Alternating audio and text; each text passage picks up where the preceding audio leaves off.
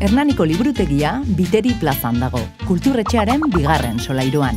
Batzuek uste dute bertako sarrera monstro batek gordetzen duela. Liburuak pozointzen ditugula. Eta hitz egitea debekatuta dagoela. Fantasia hutsak. Ainara, Eba, Bili, Ramon eta Rakel gara, liburuzainak. Bertan, zaletasun guztientzako aukerak dauzkagu zuretzat. Sukalaritza, bidaiak, novela beltza, mota guztietako komikiak, eta baita joko liburuak ere.